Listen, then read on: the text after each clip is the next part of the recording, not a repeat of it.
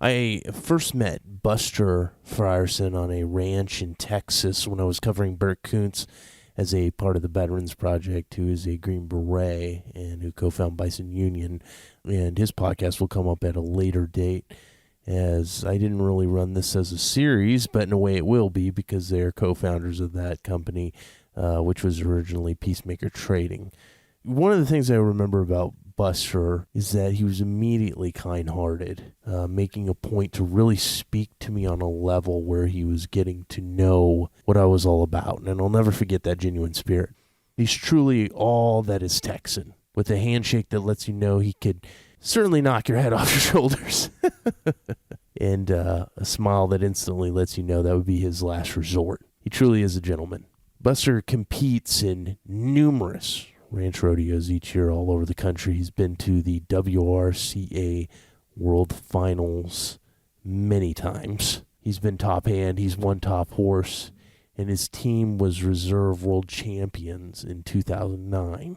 And of course, you'll probably know that he is one of the OG, original gangster discoverers of the brand, now soon becoming empire, of Bison Union. And they started off just making T-shirts. I think they sold like 200 T-shirts in 33 minutes.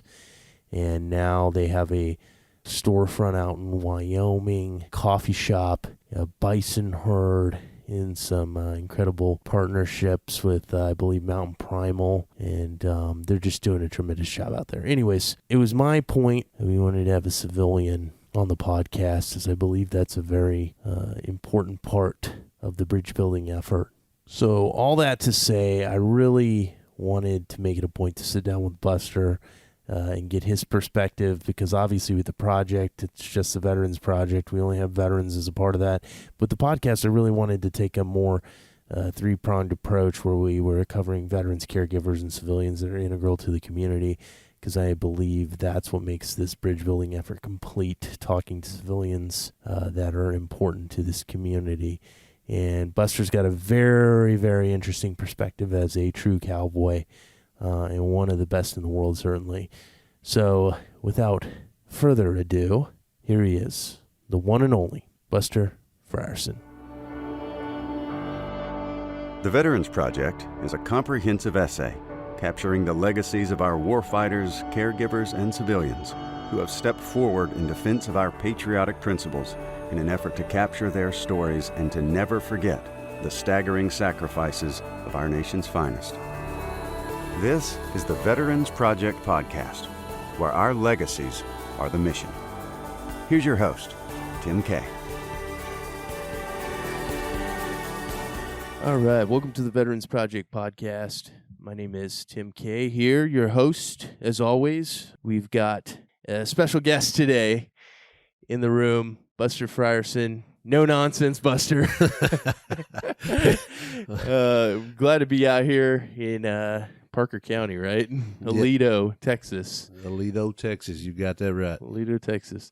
Buster, you know, we've wanted to make a point of having more civilians on that are integral to the community, because this is a bridge building project. You know, right. We want to have people who are involved and who respect, because my belief is that there are, you know, there obviously are a lot of patriots at home, and we need to tell their stories as well, because, you know, we do rely on the 98% when we come back home. You know, we're 2%, you know, the volunteers, and we need the help. And so, you know, kind of the connection between me and you was, you know, I met through Burt Koontz and his wife, Candace. You know, I came out here to do a project on Burt.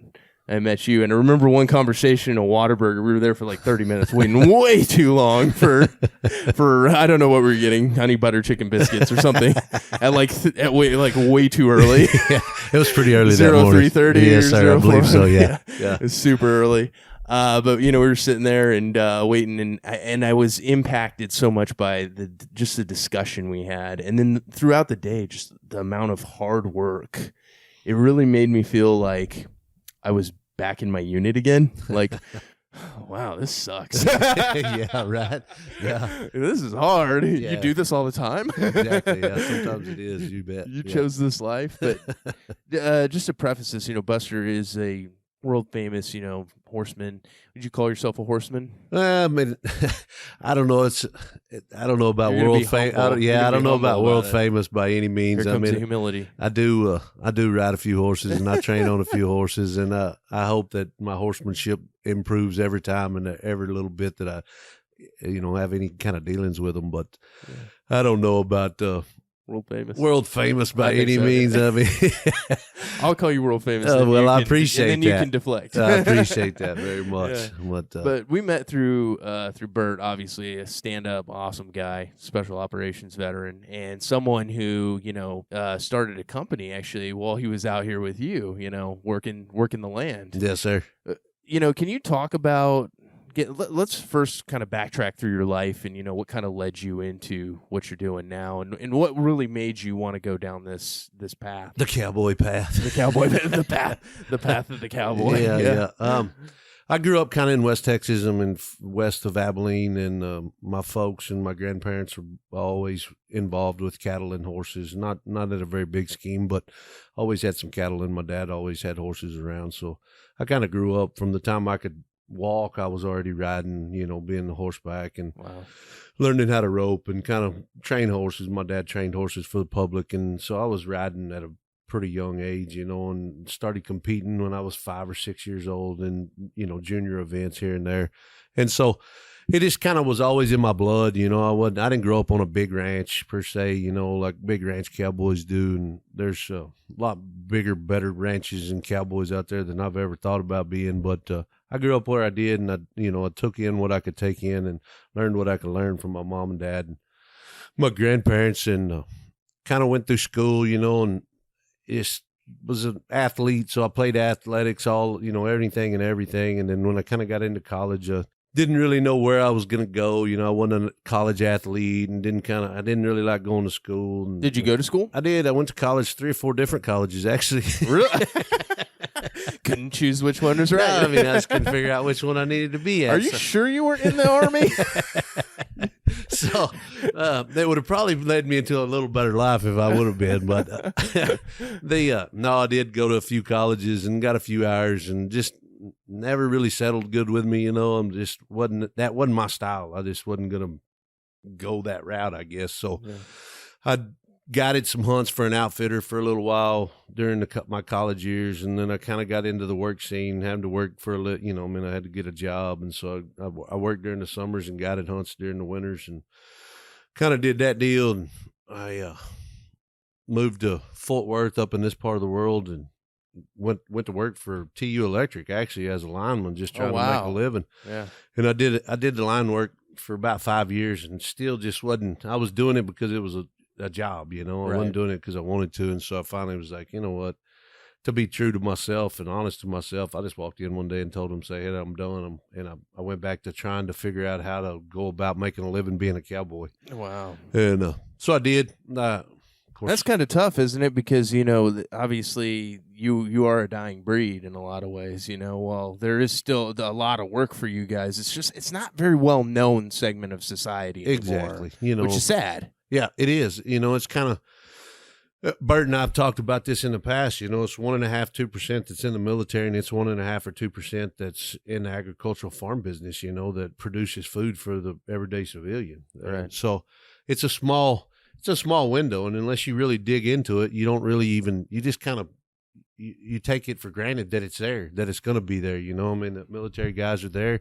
You take it for granted. And that's a sad thing that we do, but we do, they don't even know guys like me, exist. So it's kind of a weird deal, but it is what it is. And, guys like you and the project come out and kind of make people aware that, hey, look at these guys are actually here. They're actually real. They actually did something. They're actually doing something. Mm-hmm. People don't even realize it. So it's good that what you're doing it helps along just as well as what I do, putting food on the table. So yeah, well, thank you. Yeah, I think that there are so many parallels that you can draw between the veteran community and between the cowboy culture and just even when I came out that day, we started working some of the land. Well, I didn't do much work. Let's be honest. But when I got out on the land and when I'm watching Bert work and I'm photographing you and and then I jumped on that Longhorn's back stupidly enough. Because I want yes. because I wanted to fit in so badly. How's your hip, by the way? Did that ever heal up? No, it still hurts. My pride hurt way more than that. But I think, but seeing the hard work and all that work ethic that was put in. I mean, I think it was like 2 p.m. or 1, and I was like, I could barely hold my eyes open. Right. Like just I think we started that morning at 3:30, and I think when we got done, it was 2:30 or 3 that afternoon, and you'd got here like late that night anyway. I think you'd had a couple hours of sleep. That was it. And it's it's the same, like you say, I mean, you roll them out of the rack at 2:00 in the morning, and you got to get lined up. I'm for whatever, unit formation and all that stuff is the same way here. I mean, you roll out and got to catch horses and feed horses and saddle horses and hook a trailer up, unit formation, get everything going, and make sure you got what you need for the day, and then you go to work. And the work ethic is expected. I mean, there's no getting around the fact that you're going to work hard. That's it. I mean, there's a job to do, and you're going to do it no matter what it takes, and it's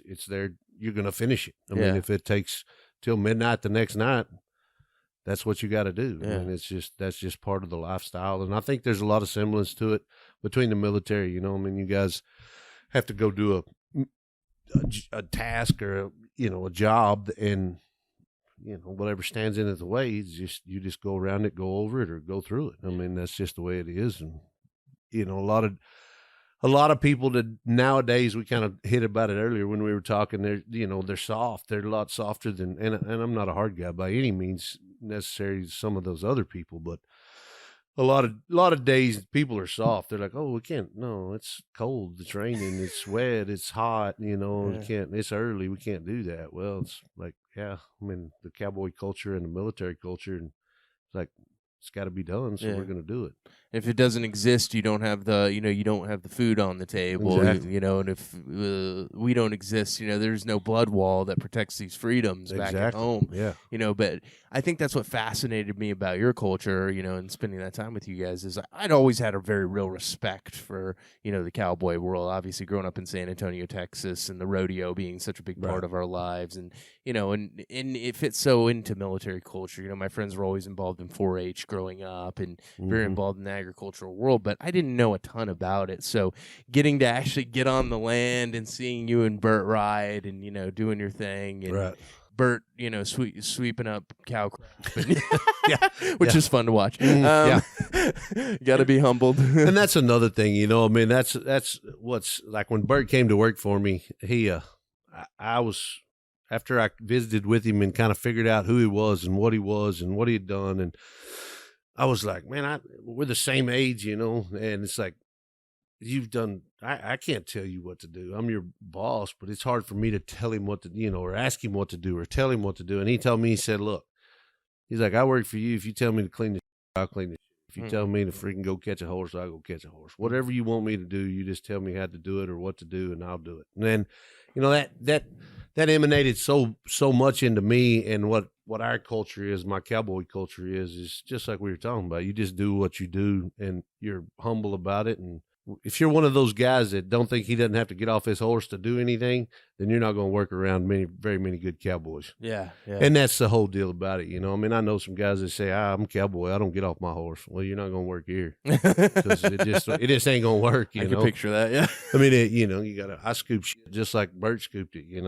I drive T-posts just like the next guy will drive them, I mean, so it's, you get off and you get right beside your guy and you go at it. And Bert really fell into that role real well, and I was very impressed with him, and hence the reason me and him, we've started some businesses, and we're like brothers, and he's probably one of my best friends. And it's crazy what the world brings into your life at a time that, I mean, I was rocking and rolling around here being cowboy, and then Bert steps up, and it's like, where'd this guy come from? He completely changed my life. Really? And I think he'll sit and tell you the same thing. I probably completely changed his life. I mean, it was, I guess you'd say, for lack of better words, it was a match made in heaven. I mean, it was just, he showed up at the time he needed to show up, and I did too. And it was wild. And Not very many guys are willing to step out of a world where, they've done things at a very high level. Like he talked about going 100 miles an hour. Yeah. And then you hit the brake, and then you're like searching, well, what do I do? What's there? And then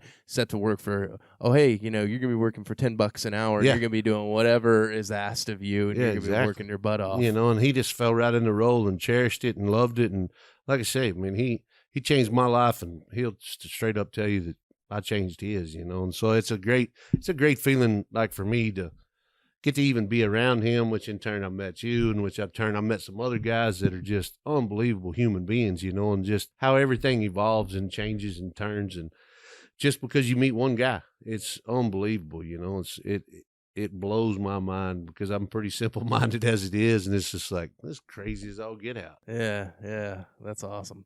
So, can you talk about some of your experiences growing up and, in this world and of being a cowboy, and what some of those, what some of the experiences have been for you, and how you've seen kind of the culture change, in working in this world? Because you probably, got into it very young.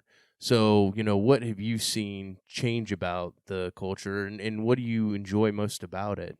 I would say probably the most thing that's changed about our culture is just the technology, which is, just like us sitting here in my house talking on this podcast, it's crazy. Yeah. I'd have never dreamed that would even be possible, but just the technology, just the computers, the phones, the way you can market cattle, the way you can market grain, the way you can market, and you can touch people and be in contact with people all the way across the world, and just snap of your fingers, you're there, and I think that's changed more than anything.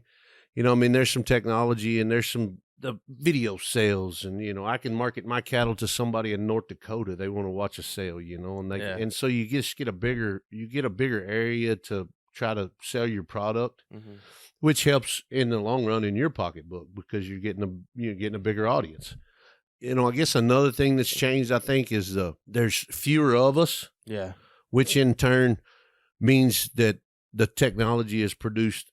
We've figured out ways to produce more of the product because there is fewer of us, which I think everybody in the agricultural and ranching business ought to pat themselves on the back for, because we produce more meat, more food on less acreage nowadays than we ever have in the history of the world.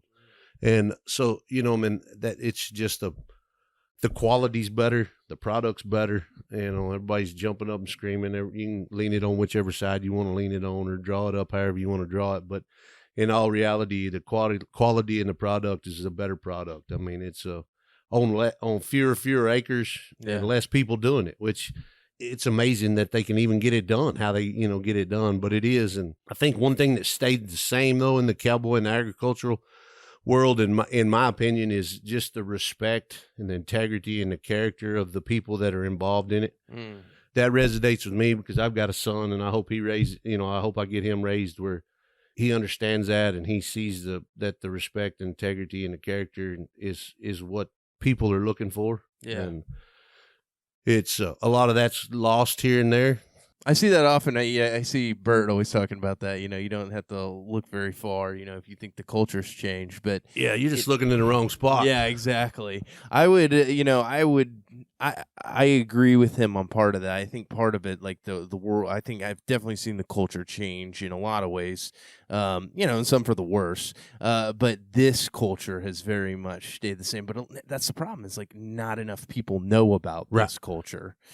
And I think if more people were kind of, almost like in the, we talk about mandatory service, and I don't know if I'm a big fan of that. I don't know. There are a lot of guys where I'm like, I wouldn't want you in my unit anyway, so it's all good. Like, you don't need to serve. Yeah. But but I'm sure you think the same thing about being a cowboy. Like, exactly.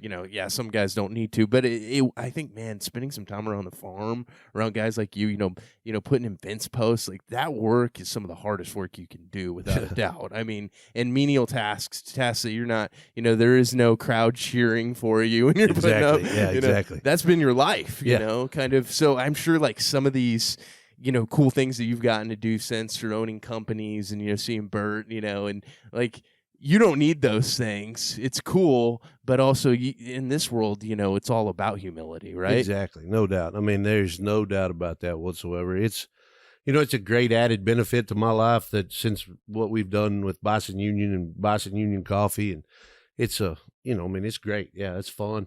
It's one of those deals where it's like, man, this is what life's supposed to be like. You get to do what you want to do and make a living doing it, and that's kind of what way I am with my Cowboy. I mean, that's why I'm a cowboy. I get to do what I want to do and make a living. It's not a very big living. It's not it's not fancy by any means, but it is what I want to do. And I get up every morning because I want to do it.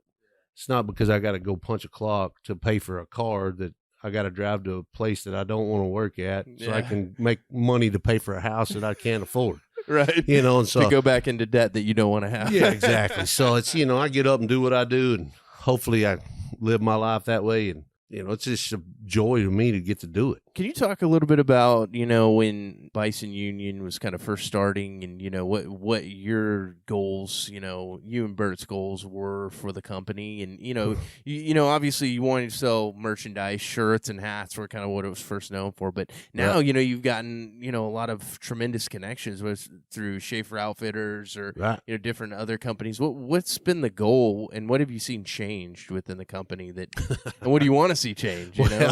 The Bison Union started right at out at the barn, like on the back of the pickup. One day, Bert came out of the barn. We always kind of gathered up right there on the back of the pickup and kind of visit about what we were going to do the next day and how what time to be here and yada yada yada. And Bert said, "Hey, I got a deal. I want to throw something at you. I want to start a company." And I'm like, "All right, what do you want to do?" And I didn't have any idea what he was even thinking about, And he said, "I want to maybe make a few T-shirts and sell them." It's like T-shirts are pretty big right now. Just a cool logo and a brand, and something to kind of stand behind and something that what it means for me and you and the military world and the ranch world, cowboy world, whatever. And I was like, yeah, cool, whatever. Try something, So we had a few ideas and we came up with it, and we finally got one T-shirt design done. Yeah. And these were the Peacemaker trading days. These are the Peacemaker trading days. I still have the that very shirt. first one. Yeah.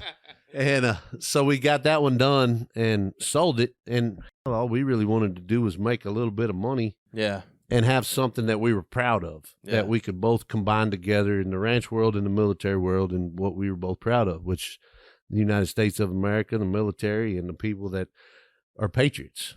So that's kind of what it was. I mean, that's straight up what it was. Kind of old school Americana. Yeah. Hey, this is what we believe in, and here we are. Yeah, that's cool. And it did. We made that one T-shirt, and it sold like 26 minutes. We sold 200 of them, on Facebook, which is crazy to me. And so we visited about that. I'm like, heck, let's make another one. So we made another one, and it kind of evolved into what it, it just steamrolled into what it was. And then we kind of got into the coffee side of it through Black Rifle guys, Matt and Evan, and Bert knew those guys. And so he went to Utah and kind of helped them, and they helped him. And we kind of got into the coffee deal. And then once we kind of got into the coffee scene, we started, we just had different designs for T-shirts and ball caps. And really, to be honest with you, it was kind of one of those deals where let's try to make something where we can live our life, we can make income and live what we want, how we want to do it. You strike me as a guy that's not a big whiner or complainer, so I think this will kind of resonate with you. But one of the reasons that I kind of got into the Veterans Project was I was tired of talking heads. I was tired of the megaphone culture. Mm-hmm. Like wanted to put a status on Facebook or a post on Instagram about how much life sucked or things weren't going their way or how we needed to be respected, which that we don't join for that. Right. And so kind of seeing that, it made me a little bit nauseous. And I thought to myself, you know what? If I'm out here complaining about or crying about how we don't get enough attention or our stories aren't told enough, but I'm not doing something about it, what am I actually changing? So for me, I saw that with Peacemaker Trading, Bison Union, it was about creating kind of a cultural item, not just a shirt, not just a hat, but not just, well, if you got a problem with the culture, why don't you look at this side of it? Why aren't you paying attention to the cowboy? Yeah. Why aren't you looking at the ranch hand, the cattlemen that are working, their butt off 24/7, You bet. Very much 24/7, 3:30. I'm still tired from that day. But, like that work ethic transcended, kind of the cultural issues that we see nowadays. I see that with the Veterans Project I was like, you know what? I'm tired of that whining, complaining attitude. Why don't I just go and tell stories and we see what it turns into. Right. And then we can show people through their voices, through Bert's voice, right? Through, Evan's voice, through Donnie O'Malley, through Tim Kennedy, any one of those guys. We can hear them talk about what they think are the issue, what they think the issues are. You bet. And how to go about changing it. Right. It's like Bert, he came up with a good little old saying the other day. It's America. You always have the right to work harder. Yeah. If you don't think that you're being treated well, work harder. Yeah. If you don't think you're getting noticed enough, work harder. Yeah. If you don't think you're making enough money, work harder. Yeah. If you don't think you're getting enough respect from your fellow man, work harder to get it. Mm-hmm. Do the right thing. Yeah. And that's really what it is. That's the cowboy culture. And we've, that's been around our culture forever and ever and ever, because most of the time, nowadays the towns have moved in, but most of the time a cowboy's pretty lone, pretty solitude. He has to do it no matter what. And it don't make a shit if you cry all night. Nobody's going to hear you. And nobody really cares. Yeah. What they care about is when they show up and the job's not done and you go, well, I just couldn't do it. Yeah. Yeah. Well, I was having a bad day. Yeah. You're going to have to go somewhere else and have a bad day somewhere else because we're going to find somebody that can, and that was another thing too. When Bert came, we had a conversation one day after work and I had a crew of guys here and he watched kind of the first time he got to watch how a unit, however he said a unit, but a crew to us and how we react and work together and how everything moves and flows and you don't do this and you don't do this and you do this and you don't do that, it's kind of one of them deals. And he was like, when everybody left, he said, man, that was cool watching. He was like, that was like my unit cleaning a house or clearing a house. Mm-hmm. Yeah. He was like, everything went a certain way. And he was like, it's crazy that the brotherhood is like what y'all have. It's so close to the brotherhood that we have in a unit. Yeah. And you probably feel super tight, being a part of that culture because there isn't much of that. There isn't as much of that as there used to be. So filling those ties, you are in a very segmented part of society that is not understood by a lot of culture. Exactly. And it helps me understand his side of it as well, understand the military side of it as well, because I don't think about it because I don't see it. Right. And then I get to thinking about it, sitting drinking coffee in the morning. I get thinking, man, I wonder how they would do this, or I wonder how they would go through this, because I know the plan of action is always very imminent and it's very decisive and it's this way and you're going to do this. With A happens, you do this. If B happens, you do this. There's always a B, C, D plan, which is kind of the way the cowboy world is too. We're not getting shot at by any means, but, or bombs dropped on us, but there's some of that similarities that is so wild that it's even close, but it is. It is, yeah. It is. The hard work is there. It always has to be evident, and if it's not happening, then you're not getting the job done. You're not putting food on the table for other people. So, where did you get that? That kind of that respect for the veteran culture. Where did you come to? Did you grow up with that? Did your parents have discussions with you at a young age, or no? Not really, and I don't remember any big discussions by any means. I had some uncles and some grandfathers, and they were military, but wasn't really ever talked about. Nobody really ever brought it up. It's just what they did, and that was part of their past, and it wasn't brought up. It just wasn't. They were farmers, ranchers, just blue collar American salt of the earth people that worked for a living. That the military was behind them, and they made it out, and that was it. Nobody really ever talked about it. And I guess just that's one thing that has changed over the years. That the forefront of the military and the service men and women have come to the forefront. And you're hearing a lot more about it. Exactly. You hear a lot more about it, and it should be. It should be brought up, it should be praised. It should be hollered about, because it's a great thing that we have people that were giving up their lives to protect what I do, protect my freedoms that I live on every day. And so I don't know, you kind of grow and you age and you get a little smarter sometimes, and you figure out stuff that 10 years ago I would have never thought of, and now it's like, man, I'm so proud that I have people that protect my rights every day, and know people that have protected my rights. And it makes me really proud just to be an American, I look back on it now, and I guess probably a bunch of people do. I wish I should have probably enrolled. I probably should have signed up one day, but I didn't. It just wasn't. Yeah, wasn't your path. Wasn't that path, I guess. And Yeah. I guess we all are created, and you have a path that you travel on, and it's kind of like, in my opinion, the stars are lined up when you're born, and they're already lined up when you're born the day you die. So I mean, it's already written in the stars. You just got to figure out how to get there. Yeah. Well, I mean, I don't know if that means much, but I'll tell you this, that I think of your culture, and I think of the cowboy culture as service in a lot of ways. So I don't think like, gosh, man, gosh, Buster probably should have served. Like, like I'm thinking of you serving in this capacity. I'm going, man, I'm glad he wants to do that work because I don't want to. Well, that's super there's hard. that. Yeah, there's that too. And so it's I don't know. I guess it's 6 half dozen, however you want to look at it. So. Yeah. In a day, can you kind of take me through a day of like, there's no typical day, which is great. It's just like the military. Yeah. But what you go through in maybe a day or a week, and what your goals are, working the ranch, working the land, and what goes on in a day. Well, yeah. I'll try. Some educational piece. Yeah, I know. Educational piece. Yeah. Most mornings start, and of course with I catch horses in the morning. I keep 7 or 8, 9 head of horses around all the time that I use on a daily basis.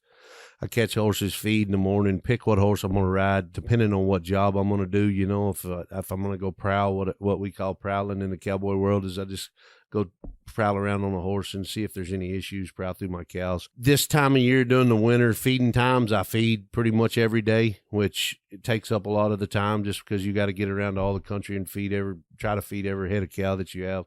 Sometimes like today it's raining and sleeting and nasty out. It takes a little longer, but like right now I have cows that are calving, so I check the welfare of the cows, make sure they're not having any problems, make sure the calves aren't sick, make sure they're not having any problems. We do a lot of veterinary stuff that probably most people don't realize either. That surprised me. Yeah, you can't, you can call a vet, but there's so few of them that you might as well learn how to do it yourself. And so a lot of the stuff we do is just on the ranch, kind of not necessarily very scientific, but it is, there's a very, I guess you would call it a very simplistic way to get something done that, it's kind of like being in the field as a military, you might not have a medic with you and something happens, but you do have a general knowledge of how to keep something from bleeding. You have to, yeah. Yeah, you better. Yeah. And so it's kind of the same thing, you can give us here, that, whatever. And so a lot of that sometimes, there's, like me being right here on the road, I'm pretty close to the highway on every side of me. And so I get a lot of cars running through the fence and fixing fence, just maintenance, maintaining the everyday wear and tear of vehicles and trailers and,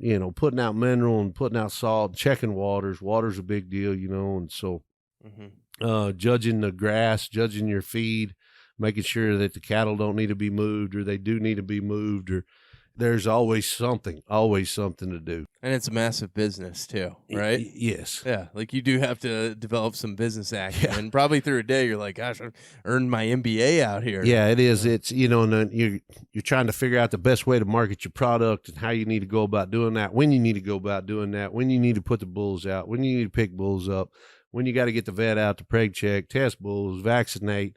There's always something to do, it's a never-ending deal, and you could work. Somebody says, "Oh, you've been busy," and be as busy as you want to be. Yeah, you can work 24 hours a day, 7 days a week, and that's one thing I did tell Bert when he came to work for me. You can work 10 hours a week, you can work 100. It doesn't matter to me because there's always something to do. Yeah, wow. What's your favorite thing about this lifestyle? What do you enjoy the most about it? I mean, I'm sure that's kind of a general question. Yeah, I mean, it is, but it isn't. It's everybody probably has a little bit of different idea about what it is. My ideal is I'm pretty much, like an old saying, the cowboy's probably the only true free man left. Mm-hmm. And that's, I have a lot of freedom. Yeah. I can choose whether I do this or whether I do that up until, to a certain point. If I want to run my horse across a canyon, that's my choice. I don't have some business guy telling me you got to wear you got to wear safety glasses, you got to wear hair pro, you got to wear the, all that stuff. You got to be checked in. I mean, So it's the freedom to me would be just the freedom, Yeah. which resonates to me again. The only reason I have the freedom I have is because of the military That's and cool. the people that have protected it Yeah. over these hundreds of years. So, Yeah. I mean, that's my deal is the freedom. That's awesome. Can you talk a little bit about the competition side of things? Like what got you into that? And is that just like a natural path for being a cowboy, or do You know, I mean, some no, because I know some guys that are good cowboys that they ain't probably ever been in a ranch rodeo. Really? Yeah. But they're good cowboys, you know, they just don't have the wherewithal or they don't have the availability to go do it. Whereas where I'm located is pretty much in the capital. Yeah, of it's it. urban, you know. I mean, so there's a lot of within 2.5, 3 hours of here. I can go to a team roping, a ranch rodeo, you know, anything, the competition that you want to pick, you can go do.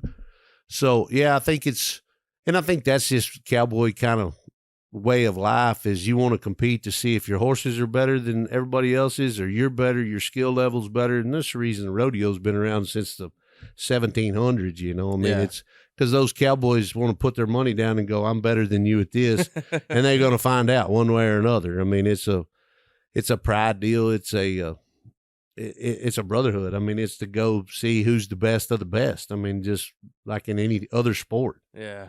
What do you think's one of your more proud moments within that world? I mean, you know, you've won a lot of competitions, but what within that world have you been most proud of? The thing I think I'm most proud of is I won top horse at the World Finals Ranch Rodeo in 2016. But you're not world famous. Yeah. Okay. I trapped you. Yeah, you did. Yeah, you did. Good job. Yeah. I did, and I had a really good horse, and it meant a lot to me because I know all the guys and teams and horses up there they're all good. I mean, they're exceptional hands, exceptional horses, and I just got lucky. And I mean, within competitions like that, you're going up against like guys from like South America as well, Argentina. No, it's all North American teams, okay. But you're looking at cowboys from Florida to Texas to Arizona, New Mexico, Colorado, Louisiana. I mean, all over the kind of the southern Southwest, and even up into Wyoming, and you know, up in I think Nebraska has a couple teams up there. So I mean, you're going against a pretty wide range of different cowboy cultures, which we all do stuff a little different depending on where you're at. I mean, we all get the same job done, but we're all doing it a little different. But anyways, there's 24 or 5 teams at the World Finals with 6 men on each team. So you're riding against 200, 120 something horses, I guess. Wow. What does it involve? Like, what are the competitions within that involve? What are your tasks? They're more lean towards the actual ranching, the history of ranching and the jobs that you do on the ranch. But of course, you got to ride a bucking horse. You have to rope a cow and like milk a cow into a bottle, which is something we don't do a whole lot of out here, but it's like the bull riding of the ranch rodeo. Everybody There's a lot of history there. Yeah, everybody wants to see the wreck because you got one guy that ropes a cow, then you got 3 guys that have to mug and hold a 1,500-pound cow still, while one guy takes and milks into a long neck bottle. So most of the time it's a pretty good wreck. I need to watch more. More of this. Yeah, it's a pretty good wreck. But you know, and then there's sorting, where you have to ride in and sort certain numbers out. And it's all time-wise, and so you have to sort the numbers out, put them in a pen sometimes. You just have to sort like 5, 6, 7, 8, 9, 10 sometimes, just depending on how they want it set up. So it'd be like working on the ranch and me going in and cutting dries out, or going in and sorting yearlings off of a herd, you know, saying I need all the red ones cut off, and go in and you sort the red ones off. But that's a very simplistic way to put it. But then there's branding, which you got to go in, just like we'd drag calves at the ranch and mark them and vaccinate them. You got to go in and heal them, and you drag them out and flank them, and you fake brand them and vaccinate them and whatnot. And then they have like team doctoring, where they turn a steer out, or you sort a steer out and you head and heal him and lay him down and act like you were going to doctor him outside on the range, you know. So it's those are kind of the majority of the events that we go to. Now, there's some ranch horse competitions where you have to do a lot of the similar stuff. You have to do a reining pattern on your horse, and then you have to work a cow, and then you have to rope a cow and just show how your horse is able to do what it is. I mean, there's all kinds of different competitions that we go to, but those are the major ones that I participate in. Each of these tasks sounds very humbling. Yeah, they can make you humble. Two animals and can humble you very, very fast. I'm sure. So, within that world, how important has it been, to get Bison Union involved with some of these other, like I know you guys are involved with, the rodeo, and you're tied to, Schaefer Outfitters. What are the ties there? Like, what are the importance of those ties? Tying everybody together in our culture. Bison Union, of course, we're tied with the military because of Bert. We're tied with the Cowboy side of it because of me. And then, we're tied with the Green Beret Foundation because of Bert. And so then Schaefer Outfitters just kind of naturally fell in there just because we had a small clothing line, and I started using them. They started using me, and it's a Western style, good quality American made product that's made right here in America. And it's just, they're good people. They're just good, hardworking people. Yeah. And so everything that we do kind of ties together, whether it be military or whether it be on the ranching side of it. But it all kind of goes just like we started, it's a military on one side and a ranch on the other side. So it's still that. It's still true to that. It's going to be true to that as long as we have any say about it. So, yeah, that's awesome. You guys went on a hunt here recently. Yes, we did. We talked about it a little bit before, but can you talk about that hunt and what that was? Yeah, I saw that picture that either Bert or you posted of like you guys, paying respect and homage to the animal. Yes, sir. How you go and you're looking for this master class animal, like right. This animal that can just as easily kill you, Exactly. What's the process for that? And can you talk a little bit about that hunt? But I want to talk a little bit about the respect shown to animals as well in that case, because I think a lot of people get confused about hunting. Right? Yeah, There's a lot of that in this culture, Yeah. A lot of confusion about hunting and why it's done. But can you talk a little bit about that hunt in particular? You bet. We went to Arizona. Bert and I did. I have a friend that leases a ranch out there.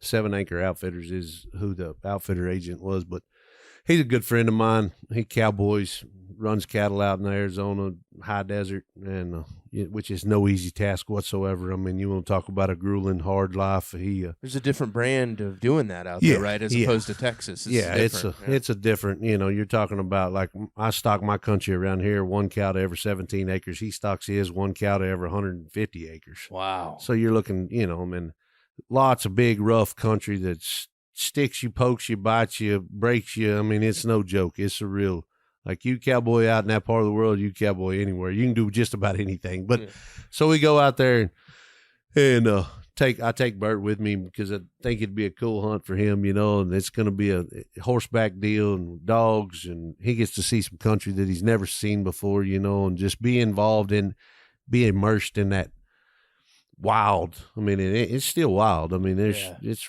wild country. Can't settle that land. No, it's just big, wild. It wouldn't be anything done on it if they didn't run cows on it, and so we went mountain lion hunting. It's dry land hunting, which is it's another beast in itself. You're talking about, you're not cutting tracks. You're just running, hoping you can smell a track because you don't see a track, it's just dry land. So we hunted for 4 days, finally treed a line, I guess the 4th afternoon. We'd found a kill. She'd killed a cow. We just happened upon, smelled something dead, riding in a horseback and come around a big cedar tree, and there was a dead cow, and it'd been covered up by cat. You could tell it'd been covered up. And so of course the dogs, there's 15 or 16 dogs turned loose. They took off, and we treated her in probably 3 or 4 hours, I guess.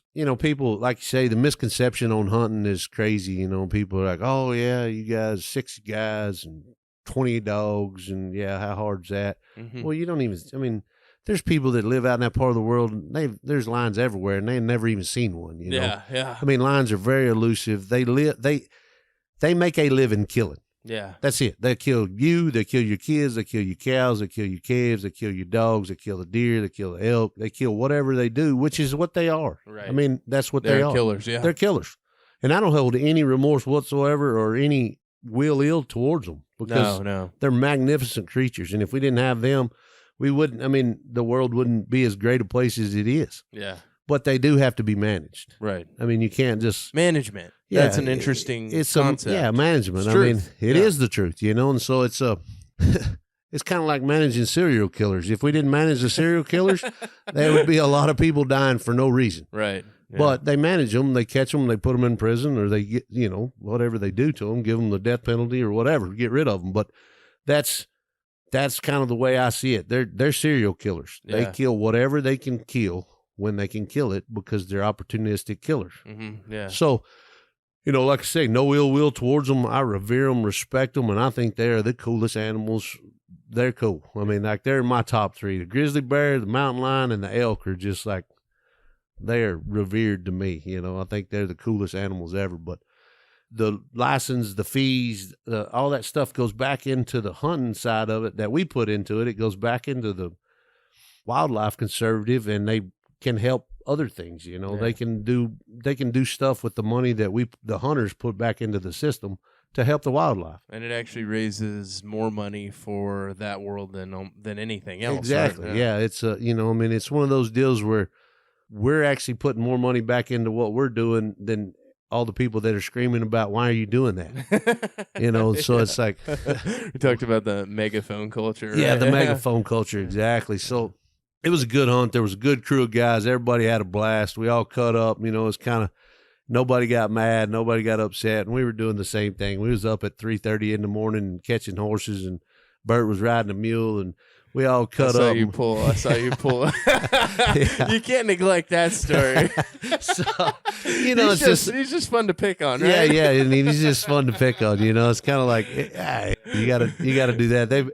I guarantee you, if I went and hung out with his crew for a few days, they'd pick on me. Yeah, of course, yeah, for sure. Because you don't understand everything about the culture, exactly. So it's very easy to slide one in on. Yeah, them. exactly. You can just slip it in there and go, hey, and then he looks up and like, what the just happened? Like, So, you pulled his mule away from him. Yeah, boys, so he right? got off to piss, and he just got off. It wasn't no big deal. And of course, in the cowboy culture, if somebody gets off, if you notice it, you wait on them because you don't want their horse riding. You don't want their horse walking off with you leaving, especially if they don't have a hold of them.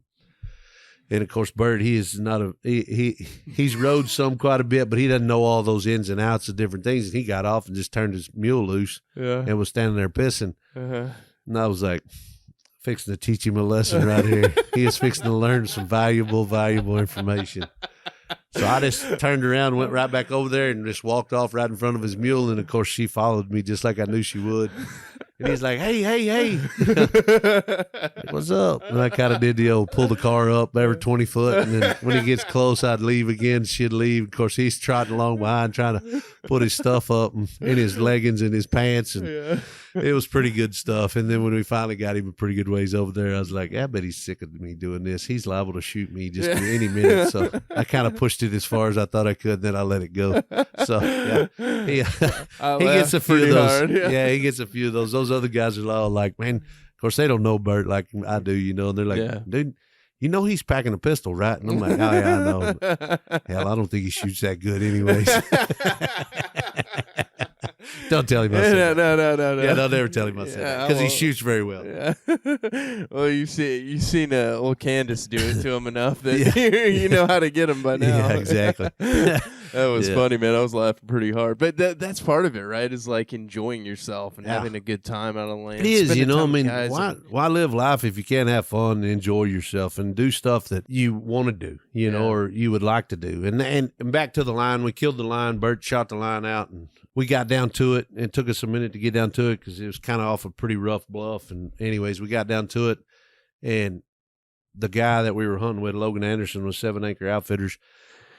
He's very much into the same kind of stuff that, just the cowboy culture. And it's always you revere and respect the animal and the wildlife that you just taken to furnish for you. And so we had a moment of prayer for the lion. Thank God for putting him there and putting him in the situation and furnishing what we could do with him and what we had with him. And, it's one of them traditional moments where you kind of go way, way back, and get real pretty deep. Yeah. But everything's here for a reason. Yeah. And whether you believe in God or whether you don't believe in God, everything's here for a reason. And you have to be there to really experience that, right? You can't get that watching it on TV. You can't get that. It has to be, you have to have that smell, that aroma, that I don't know, the ambiance of the whole deal. You know, the sweat, the smell of the blood, the horses, the dogs, just everything involved is such an overwhelming experience that you're just like, wow. And I've been hunting my whole life, and I've seen 2 mountain lions, and that was the second one. Wow. It was cool just to put your hands on something that you just never ever thought you could, Yeah. I was out in, I think it was Government Canyon outside of Helotes. I was doing some hiking out there in the hill country, and there are mountain lions active out there, quite a bit of them, but you're not really aware that they can always be watching you. But I had one, I don't know, it was probably like a 5-footer, and came across my track and stopped right in the middle and stared at me, and I was afraid I was going to lose my bowels. Exactly. Yeah. I've been in some decently scary situations. And like when you're in a situation like that where you're like, oh well, this could definitely take me down. Yeah. And even if I had a weapon right now, like I have a knife, but even if I had a gun, I don't know how confident I am that I can take that thing down if it really shot for me and made a movement. But it stopped in the track and like gave me a low growl. And every hair that I had stood up on my body. Exactly. It's an incredible. I started acting crazy, of course. Incredible, yeah. Exactly. Acting nuts, throwing rocks and stuff. And that's the only way you. Yeah, it's not like you're gonna. You might talk somebody out of another human. You might talk them out of it. Yeah. But that, if they decide you're not talking them out of it, you're just fixing to have to fight. Yeah, exactly. And most of the time you're not, because like I say, they make a living killing. Yeah.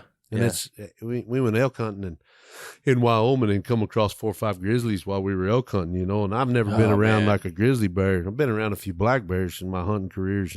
And after I saw the grizzly bear, I was just like, wow, that is an animal right there I would not trifle with whatsoever. They are impressive, scary bucks. They are wicked. Like I don't know. One swipe can remove your head. You're just like, it's insane. You see them up in person, and you're just like, whoa. I saw that video of the guy shoot. I think fired. It was bow hunting, and he fired an arrow at one that was coming on. Yeah. And like the arrow didn't get within like probably 100 feet of the thing, and the dude and it charged. And I don't think he died. But the thing shook him for a bit. Yeah.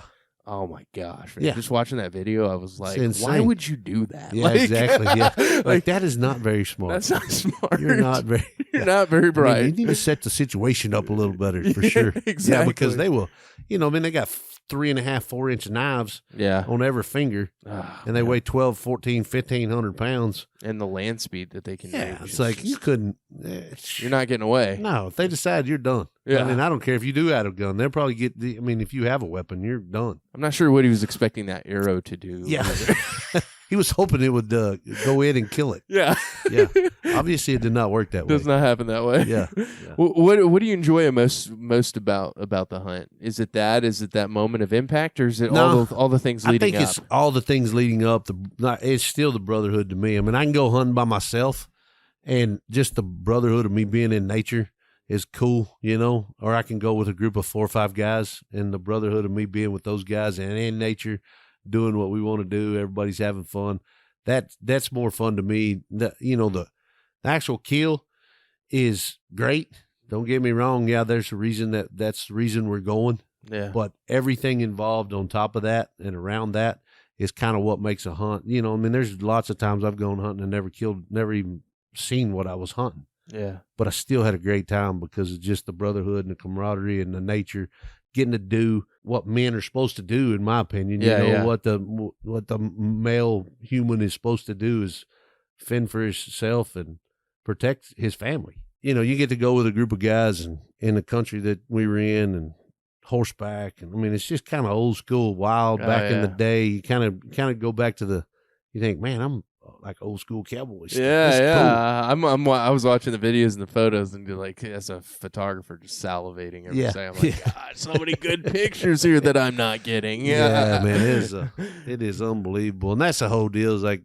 just getting out and getting into nature and being involved one-on-one with it, instead of watching it on TV or seeing it on your phone. I mean, it's just so You have to much feel different. that though. Yeah. It's like it is a lot like being in the military until you're in a moment in a hot, in a hot zone with your guys, and you really feel that camaraderie and the coming together of that and the energy, the adrenaline. Sometimes the adrenaline isn't good, but sometimes it's really good. Right. And you that kind of high, that euphoric feeling you get, but the it energy is. you feel while you're with that crew and you've got a common task and purpose. Mhm. I mean, it's hard to imagine life without that kind of a no thing. doubt. And I if mean, you haven't been a part of it, you don't know what that's truly like. Exactly. And I mean, and a lot of people nowadays don't. Yeah. I mean, they don't have any idea what It goes it's back like. to our culture. Yeah, it goes back to the culture and kind of how And you not were. having to do that either. Exactly. You don't have to anymore. You don't have to. Back in the old days, I mean, just take the Indians, for example, the Native Americans. I mean, they had to be together to hunt, to survive. Yeah. So that's why they were so tight knit. I love that book. I've been, reading that book. I believe it's Tribe, by Sebastian Junger, where he's talking about the values of that culture and how some guys like actively chose to like join the tribes. White men like chose to join the tribes to be a part of that. Exactly. And talked about the mental health aspect of those, people being a lot of times, often much more mentally healthy because they had that constant, push for survival, in a lot of ways, and they all had to survive. Right. Where we think like these creature comforts have like created a healthier society, but in a lot of ways, look at the issues with we talk about 22 a day. Suicide, We're talking about that in our veteran culture, right? Because we come back to a kind of a softer society. All of a sudden, violence is heavily looked down upon. Right. Being an alpha male is looked down upon. Very much, very much so. And so I posted a picture on Instagram when we were hunting, and it was 6 guys, and all of us. We're standing there taking a picture against a big bluff with a mountain lion in front of us. And my post was, I said, a lot of you people know men like this exist, but you don't ever see them because today's culture is not that way. And just because that you don't see them does not mean that they're not there and does not mean that they don't exist. And I got kind of busted on it, because I throwed down a little bit on the skinny jean, pant wearing, office setting, soft hand music playing, don't want to get outside because they don't want to get dirty kind of type dudes that are in our culture now. And each and every one, everybody chooses and picks and chooses what they want to be. I'm not downgrading anybody, but it's always funny how those guys can talk and say this is okay, this is okay, this is okay. But then when they see an alpha male standing with blood on his face and hands and standing there, they think, "Oh my God, that's gross. That's gross. You can't do that. You can't do that." And so I throwed it back out there, and I kind of got my chops whacked around on it, for a minute or two because guys are busting my balls about it, But it's like, hey, we exist, and just because we speak up doesn't mean that you can't deny us. Yeah. So I like what you're saying though, and I think it's important for I think that we talked about technology a little bit earlier with what you're doing as a cowboy and how there is technology that's been introduced. I think that's a value of things like social media though. As someone like you who does have a platform and a voice, a lot of cowboys don't have that, right? But you have a platform and a voice where you can show people what that's like, where you can tell people what that's like, and even though you got busted on it, like who cares? Like you're showcasing your opinion. My whole thing with that is, again, like I mean, I get teased about my skinny jeans sometimes, but you wear skinny Tim, what are you skinny jeans? Kinda. No, come on. I get teased about from my guys, but I grew up in kind of a rock culture as a kid and playing sports. But my whole thing was I wanted to do everything. I want to go ride horses. There you go. I want to hunt. I want to hear from vegans. I want to hear what their experience is. As long as you are not pushing your belief on me, and that's what. And I believe I'm not going to put words in your mouth, but I believe that's what you're saying. Is no doubt. I mean, I don't have a problem with that dude over there. No, and you know what? You want to come ride? Exactly. But when you start telling me how I should be, and you have no cultural understanding of what it's like to be me, exactly. You've never been in my position. Then how are you going to try to dictate or teach me? I dealt with that a lot throughout my master's program. I don't want to hate on my master's because I started the Veterans Project there, but there was a lot of like, well, Tim, because you experienced this in the cultural context of being in an infantry unit overseas, you don't really understand the Iraqi culture. It's like, oh, that's funny. I thought I was there for almost a year. Yeah, I mean, that's kind of hard to. How do you not understand it if you're living with them? Yeah, exactly. Yeah. I think about that often with, it's like, there is almost no right answer in that context. Like, you can't say a right thing to somebody who's thinking irrationally like that. And, and it's just like you said, and I'm the same way, man. You do what you want to do. Yeah. I don't have a problem with it. Matter of fact, me and you might be friends. Mm-hmm. I don't have a problem with it, but don't push it on me and don't tell me what I'm doing is wrong. Yeah. And in the culture that we live in today, I'm scared of not being your friend. If I'm going into the dark alley, I want Buster Frierson next to me. I told Bert that very early on. I'm like when you asked me, I think you asked me if I served, and I said, yes, sir, I did. And then you shook my hand. You put your hand on my shoulder and shook my hand. I was like, okay, I like this guy a lot.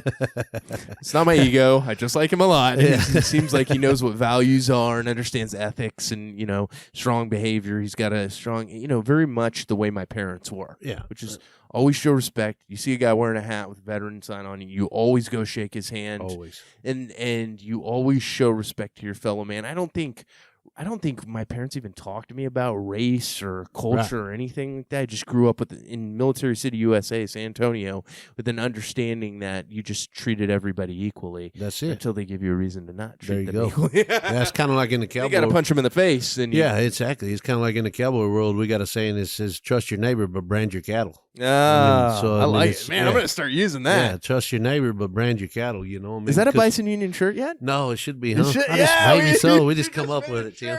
There you go. We're going to send that idea to Bert. Yeah, for sure. Yeah. For sure. The similarities are so close that Bert and I talked about it, too. There's probably some other ones out there, groups of folks out there that I'm going to miss that somebody's going to get pissed off because I didn't say, but the military, the Cowboys, and the motorcycle gangs. Yeah. I mean, you think about those three guys right there. Military will die for their brother. Motorcycle gang, they die for their brothers. Mm-hmm. Cowboys do it every day as well. If somebody's in a wreck and a horse is flipped over on them or a bull's got them hooking the shit out of them, I'm going to go get in the way. And I mean, if it happens, it happens. If I can help him out, I can help him out. I mean, it's not, like I say, it's not like getting shot at by any means or getting bombed or doing any of that stuff, but it's still a deal where I would give up my life to save one of my brothers. I just did a circuit, a couple rides. I did a project on Tatanka, Brady Cervantes, and he was he's a former Marine Corps sniper, and he's riding PBR now. Yeah. And I went out on some of the, we went to, our first one was Prescott. Yeah. And he rode up there, and they rode in Uvalde. I wouldn't do that.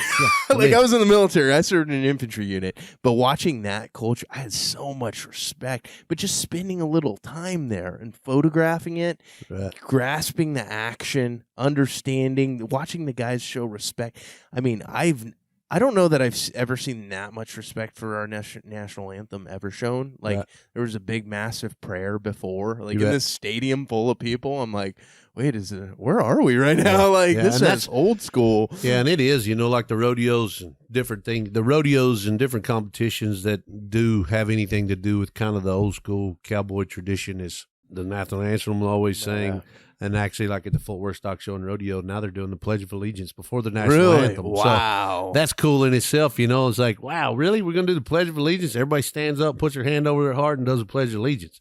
Yeah. And then we say... Not even many people know what that is. Yeah, anymore. A lot of people, like, of course, the younger kids, they're kind of looking around like... Because I remember doing it in school. Do they have that in school now? Okay, they do. But you're in a good school. So. Yeah, my son's 13, and so they, he knows it because they do it at his school. But, looking around at those other kids is like, they're looking around thinking, what are we doing? So it's cool that they're doing that. They're bringing that back, And it's kind of like everything. It all comes full circle. Sooner or later, it'll come back around. And I think it's starting to come back around, those traditions, those values, that character, those Americana, really, really patriotic, just people.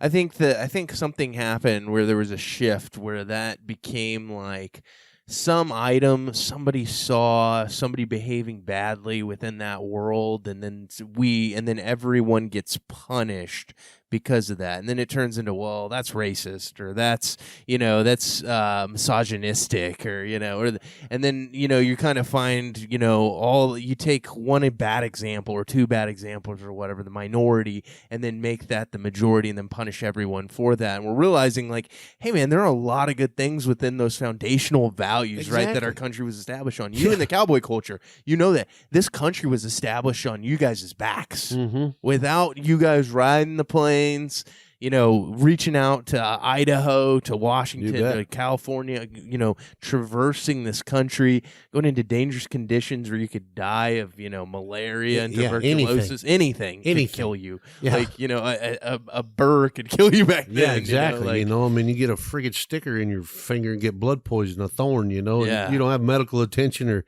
you're 1,500 miles from the nearest town. It's crazy, but I agree with you. I think it's coming back around, and people are trying to really figure out, hey, without this, we wouldn't have what we have today. And that's the whole thing, is like, I talk to, veterans all have different ideologies. They think that everybody thinks that we all fit into a mold, like, we're all wearing a, God Emperor Trump hat, and like with our real tree shirt, and with a cigarette sticking out of our lip all the times. Right. And, that's not every veteran, definitely not all the guys I've covered. I've covered guys from East LA, who are, very much Democrats, or young guys from the hood in Houston, guys in my unit. I had guys who'd been in gangs before they were in my unit. But there's something about respecting each other and respecting the foundational values of where your country was established. Even if you don't agree with every single value, understanding and respecting it and going, is like leaving this path really the best idea? Because I think that there were some very smart men that started this country that had an idea about where we were going in the future, Exactly. And what's crazy is it's proof. It's proven.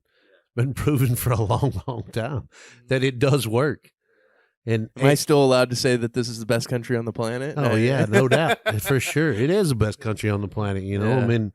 There's nowhere else in the world we get to do what we get to do. Yeah. It just isn't. Yeah. When you think about the values that really make up a strong cowboy, if you're gonna, bring somebody into your, and teach them, like a Bert or someone like that, what ethics, what values are you looking for in a guy like that? Oh, those values that come out most in the cowboy culture is just like my ideal is integrity. Always doing what's right, no matter whether somebody's watching or not. And that's, I think, we get lost in that in today's world, because the availability of doing anything you want to do is here. You can do it, whatever. But is it right? Is it wrong? Would you feel bad if you did it and somebody saw you? And so it's kind of like that same deal. Is just trust your neighbor, but brand your cattle. There's always chances that, man, neighbor's cow got over there on me and she's got a calf and he don't even know how many, it's like, do I put them back or do I keep, it's like, so it's always that integrity about doing what's right when nobody's watching. Hard work. Yeah. Hard work is kind of the key to the cowboy culture, which is, it's just like in the military. You get a job assigned to you and you do that job no matter what. You do it until it's done. And if you don't do that, then you're not respected. Exactly. Nobody respects you. Nobody respects you. And those things, I think, if you have integrity and hard work, everything else comes with that. Yeah. Those values, the morals. That's cool. The right way to do things. If you have integrity and you're willing to do the work, all that other stuff follows right along with it. That's awesome. And, it's like in my boy, I've told him from a young age to shake somebody's hand and look them in the eye. Oh man, eye contact. That's a lost thing. It is. It's shaking somebody's hands. I can't, I don't know how many times I walked up to somebody's kid that's 9 or 10 or 12, even 15 nowadays, and they don't know how to they don't even act like they want to shake your hand. You stick your hand out and they don't even know how to do it. Like, so I've always told my son, when you meet somebody, you walk up, shake their hand, and you look them right directly in the eye. Say yes, sir, no, sir, yes, ma'am, and no, ma'am. And that sound like my dad. And I told him, I said, you don't have to be the smartest, you don't have to be the best looking, you don't have to be the most athletic, but I promise you, in the end, that right there will pay off in dividends. Massively. And it will. Lots of folks that tell me, and I'm not trying to pat myself on the back, but there's lots of folks that tell me, man, your son, he shakes your hand, looks in your eye, and talks to you like, I'm like, well, that's good. And they're like, that's pretty impressive. It's gone, you know. Yeah. A lot of that's gone nowadays. And so I think that in itself, just trying to teach our younger generation to do that kind of stuff helps, you know. And just a simple handshake and looking somebody in the eye is a massive, massive improvement on today's society, in my opinion. Yeah, I agree. Can you talk a little bit about, Buster, about, you know, some of the things that, you know, you think are some of the, you know, big misconceptions of your community and not understanding the cowboy culture and how necessary that whole, you know, world is, and how important that is to the meat industry as well and what you're doing. Can you talk a little bit about that? Yeah, I mean, I'm not real educated on all that stuff, but I will say that our cultures, you know, I mean, there's a lot of misconceptions that we mistreat animals or that we don't treat animals like somebody thinks we should treat them. You know, I mean, the animals that we raise and provide for food for other people's tables, they make our living. My argument with that is, why would we do something that hinders the way we make a living? There's always situations that arise that we try to do the best that we can in the situation that we're in. And sometimes stuff happens and animals die, not necessarily wanting them to, not necessarily needing them to, but, you know, it's a deal where a lot of the regular everyday folk think that we mistreat animals because we raise them and kill them for food. I don't know. It's a double-edged sword, I guess. A lot of the times that you walk a thin line on trying to do what we do, but yet trying to make everybody else happy. Right. And, you know, a lot of our culture is, you get to that spot where it's like, this is what we do. This is what we provide. You can either use it or don't. Yeah. Yeah.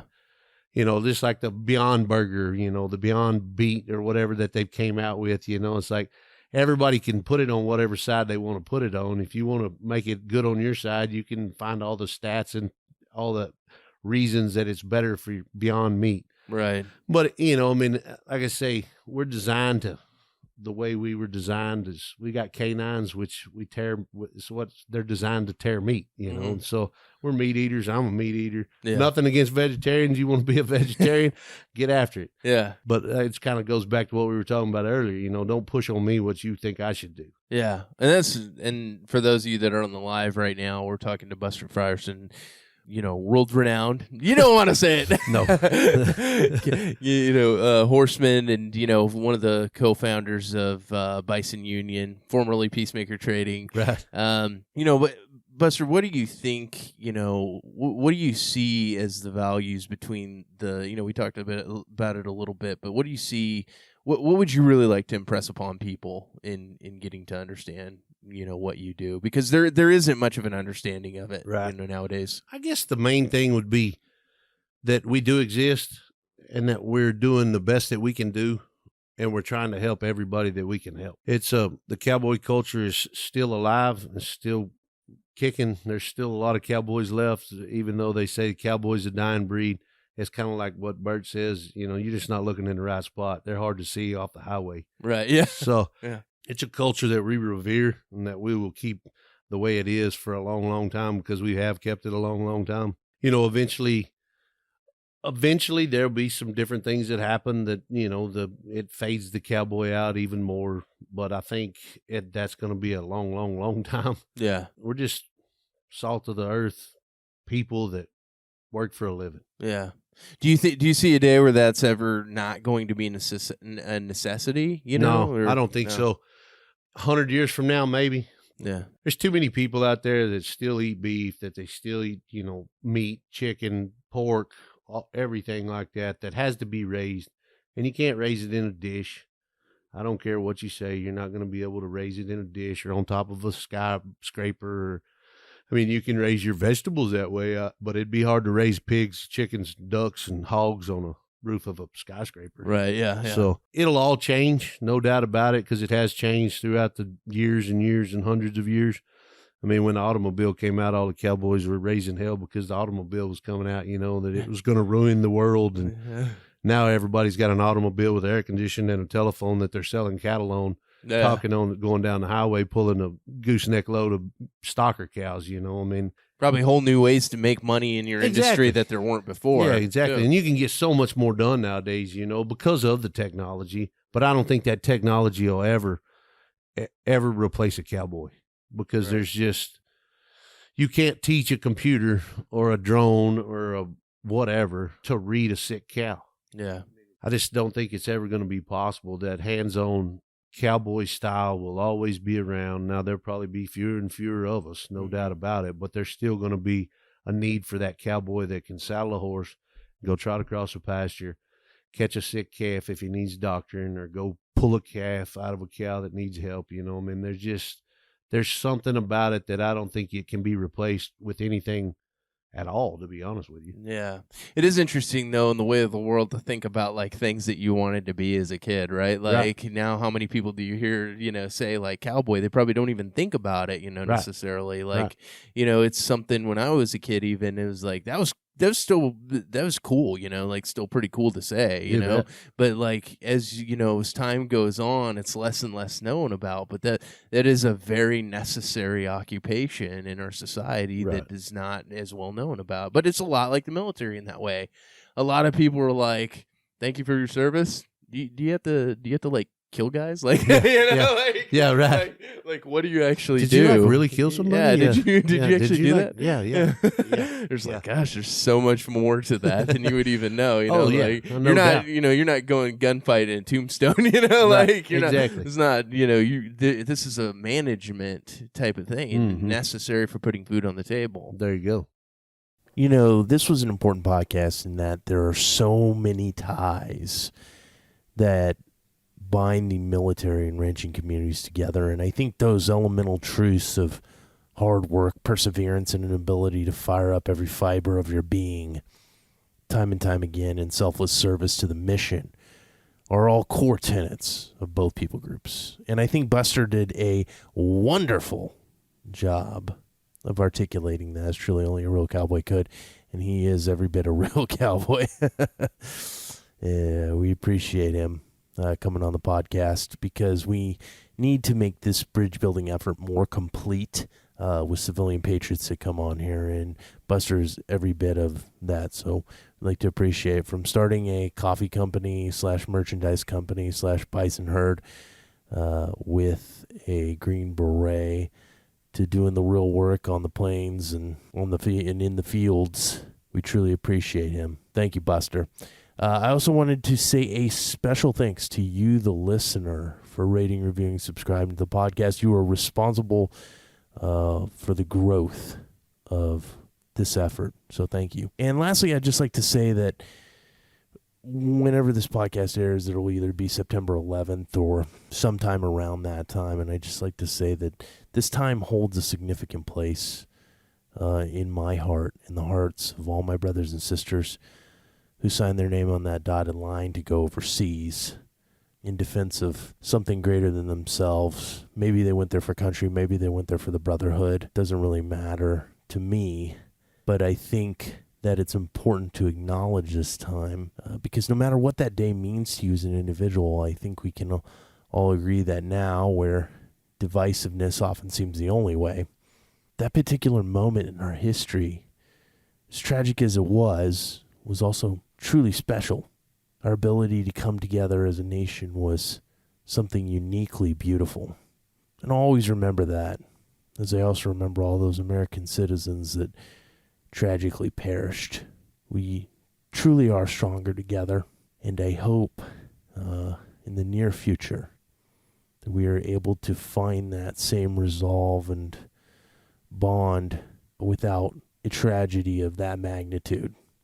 Because we need that.